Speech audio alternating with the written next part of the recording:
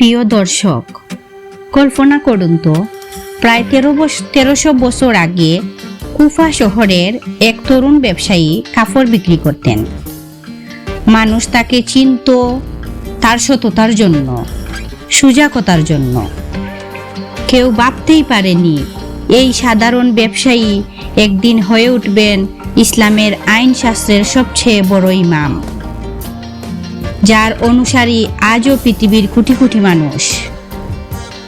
হ্যাঁ, আমি বলছি ইমাম আবু হানিফা রহমতুল্লাহ আলাইহির কথা।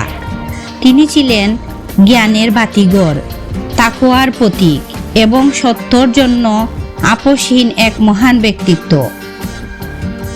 আজ আমরা শুনব সেই অনুপ্রেরণামূলক কাহিনী, কিভাবে এক ব্যবসায়ী ছেলেকে আল্লাহ বানালেন ইলমের ইমাম, কিভাবে তিনি শাসকদের প্রলোভন প্রত্যাখ্যান করে সত্যর পতাকা উঁচু করে রাখলেন এবং কিভাবে তার রেখে যাওয়া জ্ঞান আজও আমাদের জীবনের দিশা দেখায়।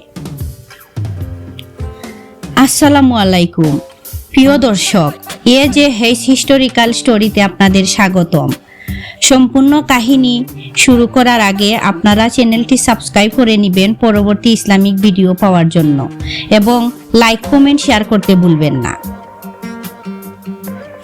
চলুন তবে শুরু করি ইমাম আবু হানিফা রহমতুল্লাহ আলাইহির জীবনের বিস্ময়কর যাত্রা। প্রথমে বলি উনার জন্ম ও শৈশব নিয়ে। ইমাম আবু হানিফার আসলে নাম ছিল নুমান ইবনে সাবিত। তিনি জন্মগ্রহণ করেন 699 খ্রিস্টাব্দে ইরাকের কুফা নগরীতে। তার পরিবার মূলত ফারসের বংশোদ্ভূত হলেও ইসলাম গ্রহণ করে কুফায় বসতি স্থাপন করেছিল। শৈশবে তিনি বুদ্ধিমান, নরম হৃদয়ের এবং সত্যবাদী ছিলেন। প্রথমে তিনি ব্যবসা বাণিজ্যের সাথে যুক্ত ছিলেন, কাপড়ের ব্যবসা করতেন এবং খুব সৎভাবে লেনদেন করতেন। এ কারণে ছোটবেলা থেকে মানুষ তাকে সম্মান করতে শুরু করে। প্রিয় দর্শক, এখন ইমাম আবু হানিফা রহমতুল্লাহ আলাইহির ইলমের যাত্রা কিভাবে শুরু হয়েছিল তা আমি আলোচনা করব। একদিন এক আলেম তাকে বললেন, হে নুমান, তুমি মসজিদে বেশি সময় কাটাও, জ্ঞান অর্জন করো, তোমার মাঝে আল্লাহর দান করা বিশেষ প্রতিভা আছে। এই উপদেশ তার জীবনের মোড় ঘুরিয়ে দেয়।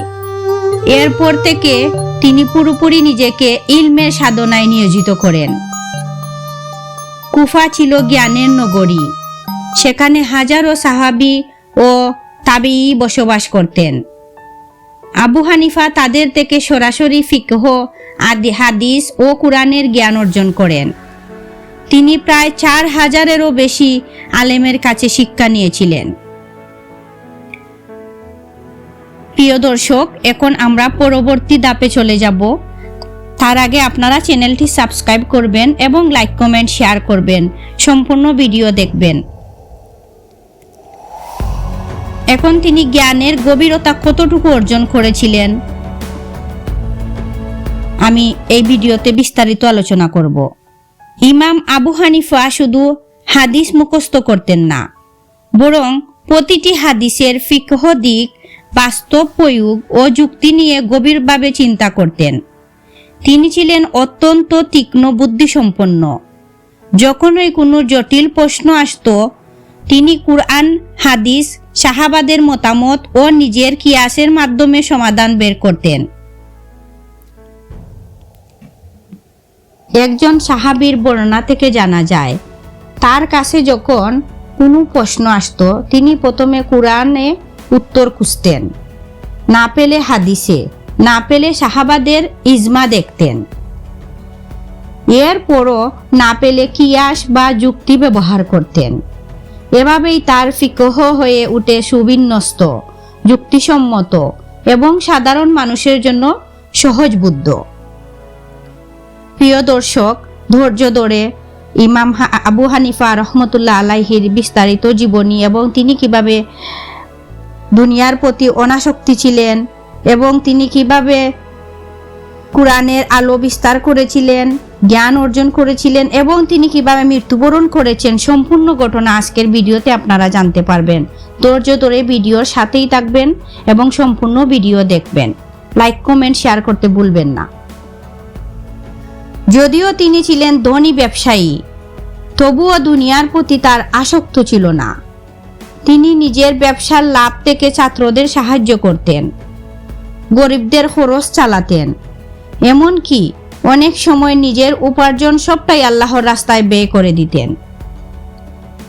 তিনি কখনো শাসকদের দরবারে যেতেন না, পদ পদবি গ্রহণ করতেন না, কারণ তিনি ভয় পেতেন দুনিয়ার লোভে পড়ে সত্যের সাথে আপোষ করতে হবে। ইমাম আবু হানিফা ছিলেন এক অসাধারণ ইবাদত গুজার। তিনি দিনে ব্যবসা ও শিক্ষা দিতেন আর রাতে প্রায় পুরোটা সময় কোরআন তিলাওয়াত ও নামাজে কাটাতেন। বলা হয় তিনি 55 বার হজ পালন করেছিলেন। তিনি 40 বছর ধরে এশার অজু দিয়ে ফজরের নামাজ আদায় করেছিলেন, অর্থাৎ পুরো রাত ইবাদতে কাটাতেন।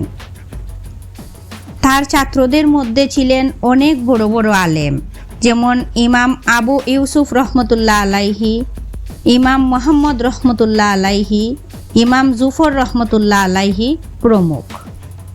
এই ছাত্ররাই তার জ্ঞান সংগ্রহ করে হানাফি মাযহাবকে প্রজন্ম থেকে প্রজন্মে ছড়িয়ে দেন। আজ পৃথিবীর অর্ধেকেরও বেশি মুসলমান হানাফি মাযহাব অনুসরণ করে। প্রিয় দর্শক, এখন আমি আলোচনা করব এই ভিডিওতে শাসকদের সাথে কিভাবে দ্বন্দ্ব লেগেছিল ইমাম আবু হানিফা রহমতুল্লাহ আলাইহির।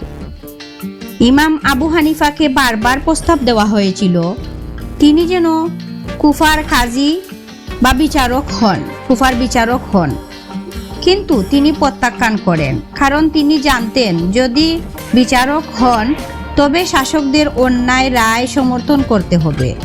শাসকরা তার এই প্রত্যাখ্যানকে অপমান ভেবে তাকে কারাগারে পাঠায়। কারাগারে থেকেও তিনি ছাত্রদের শিক্ষা দিতেন, কিন্তু শাসকদের নির্যাতন এতটাই বেড়ে যায় যে শেষ পর্যন্ত তাকে বিষ খাওয়ানো হয়। 150 হিজরি সালে 766 খ্রিস্টাব্দে তিনি ইন্তেকাল করেন। তার জানাজায় কুফায় বিপুল জনসমুদ্র উপস্থিত হয়েছিল। কেউ কেউ বলেন তার জানাজা কয়েক দফায় পড়ানো হয়, কারণ এতে মানুষ একসাথে জায়গা পায়নি। ইমাম আবু হানিফার সবচেয়ে বড় কীর্তি হলো তিনি ইসলামের আইনশাস্ত্রকে সহজভাবে মানুষের জীবনে প্রযোজ্য করে তুলেছিলেন। তার ফিকহ হলো যুক্তি, কুরআন, হাদিস ও বাস্তবতার এক অনন্য সমন্বয়। আজও তার ইলম আলেমদের আলোচনার কেন্দ্রবিন্দু আর সাধারণ মুসলমানদের দৈনন্দিন জীবনের দিশারি। বন্ধুরা, এ ছিল মহান ইমাম আবু হানিফা রহমতুল্লাহ আলাইহির জীবনের সংক্ষিপ্ত কাহিনী। একজন ব্যবসায়ী থেকে শুরু করে তিনি হয়েছেন ইলমের মহিরুহ। তার জীবন আমাদের শিখায় সততা, ইবাদত, জ্ঞান এবং তাকওয়ার মাধ্যমে একজন মানুষ কত উচ্চে পৌঁছাতে পারে।